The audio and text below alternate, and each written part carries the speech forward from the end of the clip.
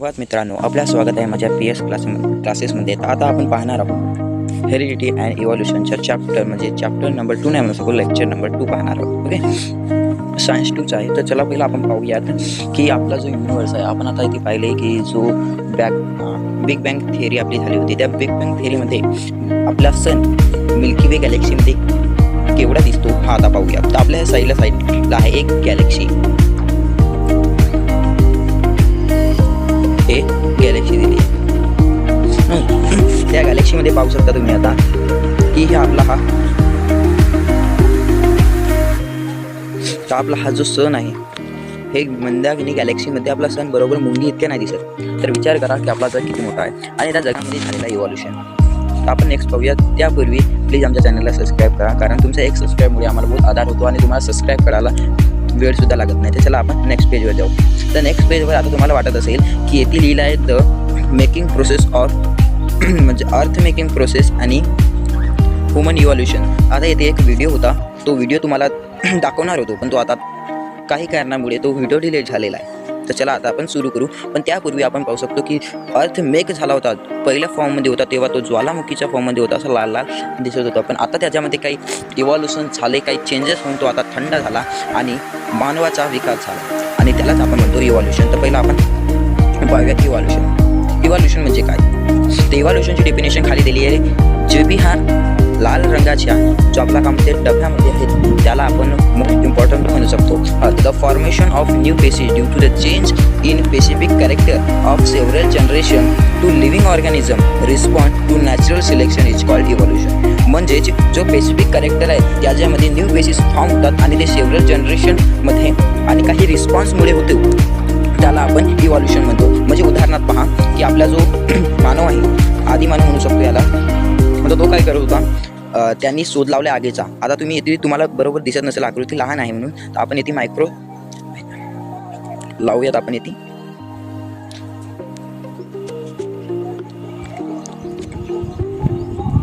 तर पहा, तर याच्या हातात काय दिसते तुम्हाला, दगड. त्या दगडाला दगड आपटून त्यांनी काय तयार केली, आग तयार केल्यामुळे काय केला त्यांनी, जो आपला कच्चा मांस होता त्या कच्च्या मांसाला पकवून खाणे सुरू केल्यामुळे त्यांच्यामध्ये काही चेंजेस झाले की त्यांच्या पहिला डायजेस्टिव्ह सिस्टम असा दिसत होता. तुम्हाला जास्त अजून झूम करून दाखवतो, असा दिसत होता. आता तुम्ही पाहू शकता की जो आपला डायजेस्टिव्ह सिस्टम आहे पहिला आपला असा आहे का, नाही, कारण याच्यामधले हे पुरे ऑर्गन्स वेगळे आहेत म्हणजे असेच आहेत, पण त्याच्यामध्ये फरक आहे. म्हणजे लिव्हर असो की जठर असो हा वेगळा आहे. आणि जे आपण काय म्हणतो स्मॉल, त्याला आपण काय म्हणू शकतो लहान आतडी पहा किती मोठी आहे आणि मोठी आतडी पण किती मोठी आहे. पण आपल्या आता साईडला जो डायजेस्टिव्ह सिस्टम दिसते ती पहा, आणि याच्यामध्ये तुम्हाला काय फरक दिसते. तर हा इव्हॉल्युशन झाला. हा इव्हॉल्युशन कशामुळे झाला की न्यू स्पेसीज त्यांनी म्हणजे आगीचा शोध लावला. आगीचा शोध लावल्यामुळे काय झाला की त्यांनी आगीचा शोध लावल्यामुळे ते काय करू लागले की जो कच्चा मांस होता, तर कच्च्या मांसाला पकल्या मांसामध्ये रूपांतर करून खाणे सुरू केले. त्यांच्यामुळे त्याला एक नवा ऊर्जा मिळाली आणि त्यांच्या डायजेस्टिव्ह सिस्टम हा चेंजेस होणे सुरू झाला आणि हा न्यू स्पेसीज झाला. म्हणजे आपण न्यू चेंज झाला म्हणून त्यालाच आपण इव्हॉल्युशन म्हणू शकतो. म्हणजे कसा की आपला हा पहिला आपण जो कच्चा मांस खातो, कच्च्या मांसामध्ये डायजेस्ट व्हायला त्याला वेळ लागतो, म्हणून आपला जो डायजेस्टिव्ह सिस्टम होता हा मोठा होता. आपण येथे पाहू शकता. आता मी याला झूम करतो. जो बी आता आम्हाला आता कच्चा मांस खाल्ल्यामुळे काय त्याला डायजेस्ट व्हायला बहुत वेळ लागत होता, म्हणून त्या नॅचरलमुळे म्हणजे नैसर्गिकपणेच म्हणू शकतो आपण की त्यांचा डायजेस्टिव्ह सिस्टम मोठा होता. पहा म्हणजे हे आतडी, लहान आतडी पहा आणि मोठी आतडी पहा. पण काय झाला मग ते कच्च्या मांसाच्या पकवून खाणं म्हणजे भाजून खायला लागले, तेव्हा काय झाला की त्यांच्या म्हणजे चेंजेस झाले त्यांच्या डायजेस्टिव्ह सिस्टममध्ये. म्हणजे आमच्या डायजेस्टिव्ह सिस्टममध्ये म्हणू शकतो आपण चेंजेस झाले. आणि ते चेंजेस कोणते झाले म्हणजे पहा, पकवून खाल्ल्यामुळे आपला डायजेस्टिव्ह सिस्टम कसा झाला पहा, लहान झाला. ओके, त्याच्यानंतर आपण काही पॉईंट पाहणार आहोत इव्हॉल्युशनचे. इव्हॉल्युशन म्हणजे कसा, तर आपण पाहू शकतो आता पहिला तर इथे काय म्हणते, द करोड्स इयर्स बॅक म्हणजे 350 करोड्स इयर्स बॅक. जर आपण 350 वर्षापूर्वी जर म्हणजे मागे गेलो तर काय दिसते, तर there was no life on earth. म्हणजे अर्थवर काही नव्हती, लाईफच नव्हती. म्हणजे ते 350 वर्षापूर्वी आपली जे पृथ्वी बनली त्याच्यामध्ये एकही लाईफ नव्हती. नो लाईफ ऑन अर्थ म्हणजे एक्झिस्टच करत नव्हती. फक्त होते simple elements and organic inorganic compound. फक्त तिथे प्रेझेंट होते simple elements and organic inorganic compounds. समजला आता?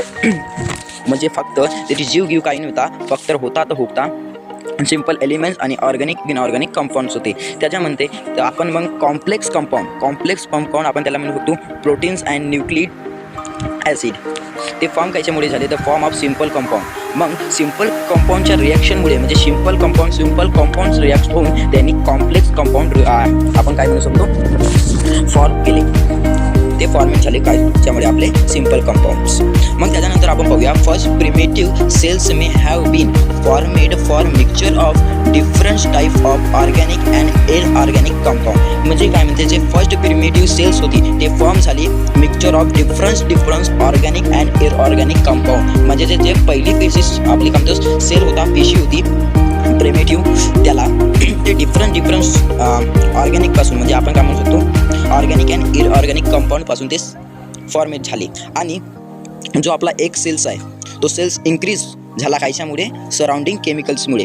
म्हणजे सराउंडिंग केमिकलच्या रिॲक्शनमुळे आपला एक पेशीय सेल्स हा अनेक पेशीयमध्ये रूपांतर झाला आणि त्यांच्यामुळे नवनवीन जीव निर्माण झाले. ना आपण पाहू शकतो की आता ते ग्रोथ आणि अडॅप्टेशन झाला, त्यांच्यामध्ये काय झाला? ग्रोथ आणि अडॅप्टेशन ही डिसीज झाला. तर आता आपण जर पाहिले at a present crore of pieces किंवा सेल्सही म्हणू शकतो तर झाला ना. आता आपण पाहू शकतो का करोडो सेल्स म्हणजे पेसेस प्रेझेंट आहेत आपल्या अर्थवर. एक्झाम्पल म्हणून सांगतो आपण प्लांट अँड ॲनिमलमध्ये हजारो लाखो करोडो पेसेस आहेत. आणि आता तुम्हाला माहीत असेल टोटल आपले 5 किंगडम्स आहेत. ती याचा डीपमध्ये जाणार नसो, आपण नेक्स्ट याच्याकडे जाऊ. तर आता पाहूया आम्ही ॲनिमल अँड प्लांटमध्ये. ॲनिमल आणि प्लांटमध्ये काय? ते ॲनिमल प्लांटमध्ये आपण पाहणार आहोत युनिसेल्युलर आणि मल्टीसेल्युलरमध्ये सर्वात मोठा आणि सर्वात लहान जीव कोणता आहे, प्लांट कोणता आहे, ॲनिमल कोणता आहे, तर हा पाहणार आहोत. तर पहा येते ॲनिमल्समध्ये पहिला पाहू युनिसेल्युलरमध्ये अमिबा येते. युनिसेल्युलरमध्ये म्हणजे सर्वात लहान हा अमिबा आहे. आणि मल्टीसेल्युलरमध्ये आपण म्हणू शकतो ब्लू व्हेल आपण पाहू शकतो. डायनोसॉर कमी नाही, कारण डायनोसॉर आता अस्तित्वात नसत, म्हणून आपण सर्वात मोठा प्राणी म्हणून आपण ब्लू व्हेल. तर ब्लू व्हेल हा सर्वात मोठा मल्टीसेल्युलर आहे. आता पाहूयात आपण प्लॅन्ट. तर प्लॅन्टमध्ये काय दिला? युनिसेल्युलर आणि मल्टीसेल्युलर. तर युनिसेल्युलरमध्ये कोरेला आहे आणि मल्टीसेल्युलरमध्ये बनाना हा सर्वात मोठा झाड आहे.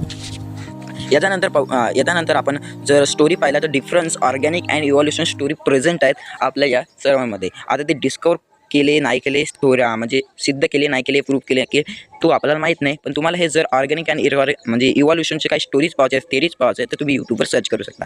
आणि you study theory of evolution हा नेक्स्ट चॅप्टरमध्ये म्हणजे नेक्स्ट चॅप्टर नाही म्हणू शकतो नेक्स्ट लेक्चरमध्ये पाहणार आहोत. म्हणजे लेक्चर नंबर 3 मध्ये आपण